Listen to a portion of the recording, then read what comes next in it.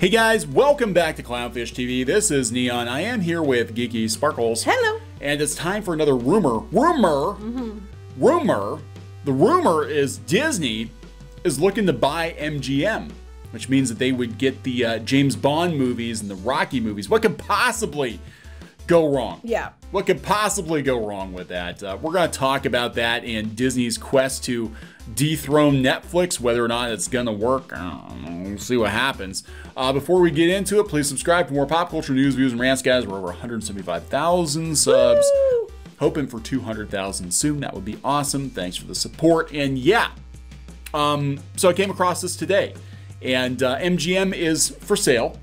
Well, Disney used to have something with MGM before because Hollywood Studios was MGM Studios. Yes, it was. They are rumored to be the top candidate. MGM Studios is for sale, and they were at one point one of the top studios in Hollywood. I mean, that's where the Wizard of Oz came from. Honestly, for sale for very little, considering. $5 billion. They paid $71 billion for Fox, and MGM's asking for $5 billion for. But does Disney have the money?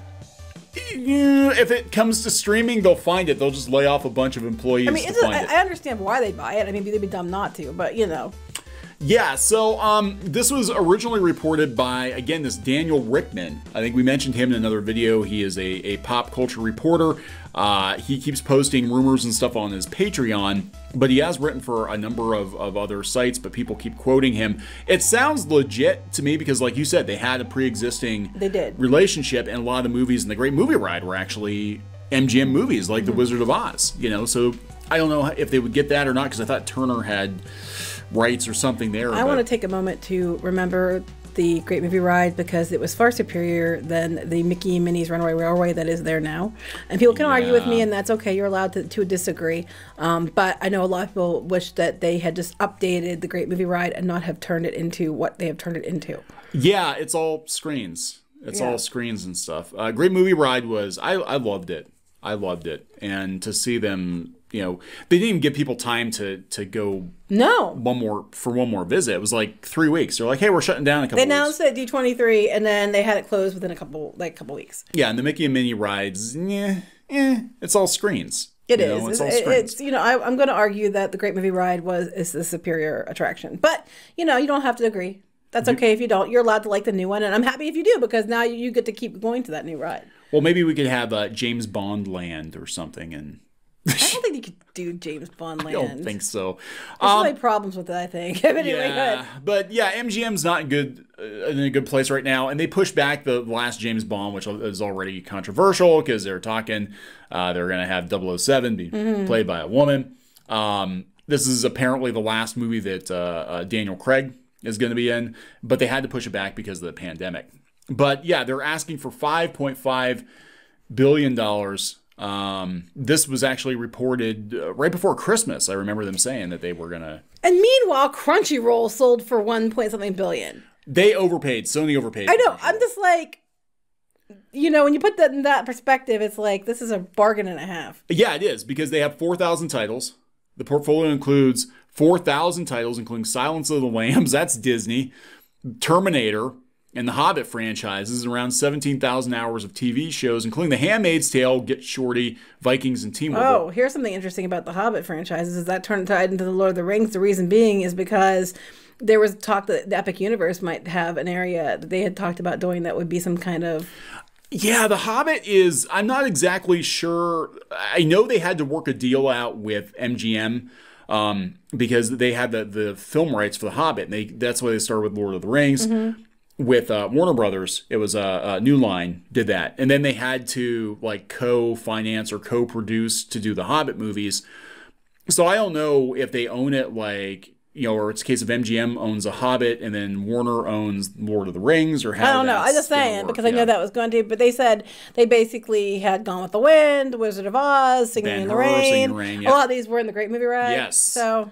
Yes. So, you know, I could totally see Disney doing this, especially for that price. And they're looking to shore up their library to compete with Netflix. And, you know, Handmaid's Tale is already a big deal on Hulu, I guess. So it makes sense. You know, Vikings is doing pretty good. It makes sense, you know, for them to do it. Shark Tank. They also have Shark Tank, too. But, you know, they have Rocky. Do you want to see Disney's Rocky? No. Do I want to see Disney take any of this stuff? Probably not. But, you know, it's probably what's going to happen. Disney's 007, no. Disney's Rocky, Disney's Bill and Ted's Excellent Adventure. If it goes any way the Star Wars sequels went, then, you know, oh my God. So, again, this is a rumor coming from Daniel Rickman. They posted it on We Got This Covered. His is actually behind a paywall. You can go to his Patreon and see it. But so it was reported late last year that the studio had hired advisors to explore potential avenues for selling. So it wouldn't be a surprise to find Disney at the head of the queue. MGM haven't been regarded as a major force in Hollywood for a long time, with James Bond their only lucrative cash cow. I don't know, Bill and Ted did okay. But the company's film and television assets were still valued at over $5 billion. With over 4,000 titles in the back catalog, including plenty of all-time classics and some big shows, it would certainly be another valuable addition to the unstoppable Disney empire. The Borg. Basically, they're Borg, yeah. The Borg. Yeah, so I don't know. I mean, it's a bummer because I'm like, yeah, you guys would have owned like pretty much everything in the Great Movie Ride then, because they got Fox, so they would have had Aliens, and they would have had... Yeah. So a lot of people talking about Disney's earnings call, and it's going to depend a lot on coming up on streaming, and everybody's like, you know. Well, now the word is that California might let Disneyland open sooner than they thought. So amazing how that happened. I know, right? So that might be coming. So they're thinking that the stock's going to go up because of the fact that they're going to have an increase in stock because their other theme park's going to come open. Yeah. I mean, they need the theme park revenue. Like, I get people are hyped for Disney Plus, but we were talking about this the other day, and it's kind of interesting. Forbes put this out there, and they said that, you know, WandaVision, The Mandalorian, Disney's Netflix crushing plan is taking shape. The thing is still a far ways off. They have very few original shows. They said it's a very, very slow first year, with The Mandalorian and Hamilton being the only major original draws, whereas Netflix is dropping stuff. People are mad too that Hamilton got up for the Golden Globes, because they said that it was a musical. It wasn't really a show. Yeah, it wasn't an original show. So it shouldn't have been up for the Golden Globes, but they allowed it, and people are mad about that. Well, they got to have something, right? Because it wasn't a very good year. But yeah, all they did was film a performance of the show. But they're supposed to be theatrically released like in a year or so. But the other day, it's a video of a Broadway show that happened years ago. People are like, it shouldn't be up for an award for what it's up for. So I don't know. We talked about this. We talked about this yesterday. We were watching WandaVision, and we were like, you know, this is great. You know, when Disney gets it right, they get it right. But there's so little content, right?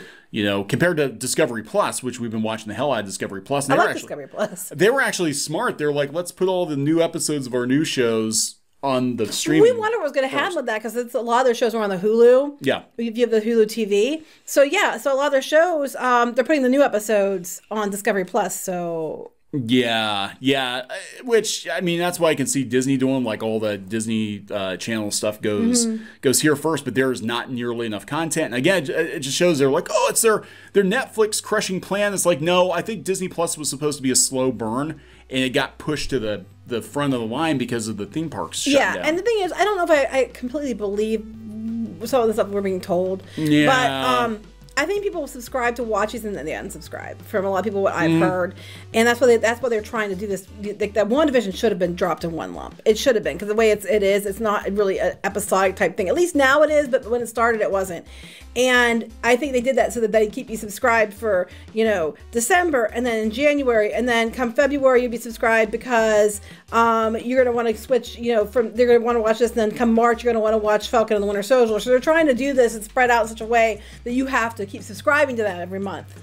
And where people were just going to be, I'm unsubscribing for 6 months until you have something good on again. Well, yeah, and what's happening is basically one new episode of a show per week for, like, the whole platform. Compared to Netflix, it's like, let's just drop a whole show. Like Stranger Things, boom, every day, you know, we're dropping new stuff. Which some would say there's too much, and a lot of it's not very high quality, but... You know, I think you could say the same for Disney, though, at this point, because they're just like, you know... What if you don't like Star Wars? What if you don't like Marvel? That's basically what you're getting, you know? So, I don't know. But, yeah, I could see them doing this. I totally could see them doing it. It is a steal. I do not like the idea of Disney's James Bond, but it sounds like James Bond is doomed anyway, so whatever. We've always got the Sean Connery movies. We can watch as many times as we want to. You can. Do we have those? We do. Okay, because I'm pretty sure I have them on DVD. I don't really watch James Bond, so it doesn't matter to me. Well, the first like 10 or 12 were the best. All right, we're gonna wrap it up. Yep. Please subscribe for more pop culture news, views, and rants, guys. We'll talk later. Bye.